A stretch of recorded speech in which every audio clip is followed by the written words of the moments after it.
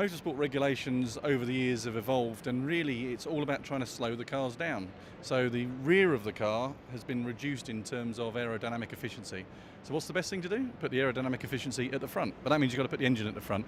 And then the whole train of thought for our engineers started from there. So it really is looking at a problem with a blank sheet of paper and coming up with what we think is the right solution. The funny thing about motor racing is someone will be right and someone will be wrong. Let's find out in June at Le Mans.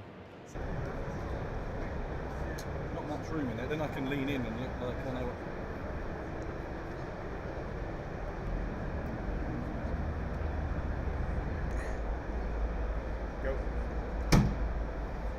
The reaction to this car has been incredible.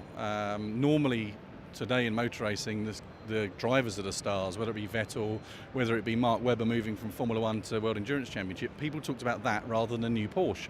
With this, we announce a driver and it's like, oh yeah, new driver's announced, but what about the car? And that's really turned around the way that motorsport has been over the last few years. The coverage we've got of this car is incredible. As one of our competitors even said, we're winning off track. Let's see if we win on track or not. Of places unknown, always a hero comes home.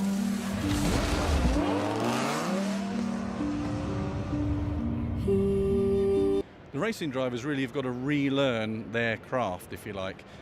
Most of them have come up through the single-seater ranks where the engine's in the back and it's driving the rear wheels. So they're having to work out how to drive this car differently. It was the same with Zield and it was the same with some of our other projects. In a way, it's the same as the GT-R. The four-wheel drive road car GT-R doesn't drive like some of its competitors. So they've got to relearn. But these guys are clever guys, they're very adaptable, and they're getting their heads around it.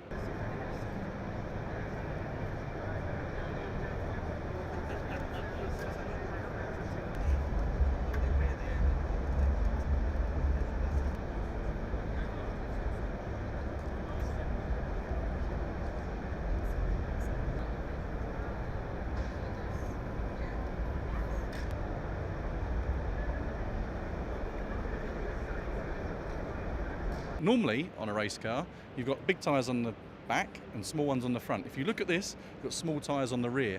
And it's all about the aerodynamics, the weight, and the tyre sizes all matching across the car. So actually, there's not much downforce on the back compared to the front, so you don't need as wide tyres. So when you think about it, it's quite logical. When you look at it, it's not logical at all.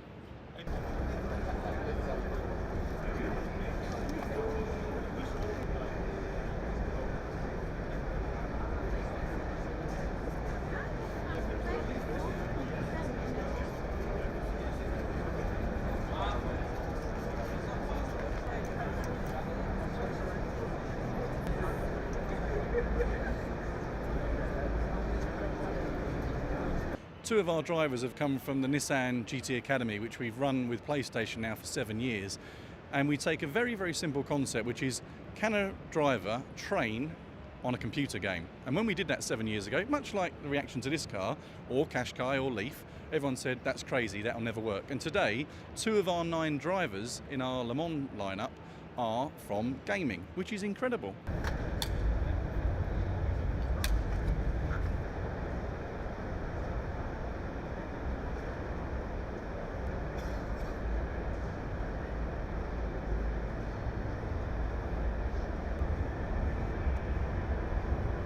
Our job is to go to Le Mans in the first year and be credible, to prove that this was the right decision. That doesn't mean going out and win, that doesn't mean go out and get pole position, it means be credible and do a good job in the first year. And then we can push on from there and see what we do in 2016.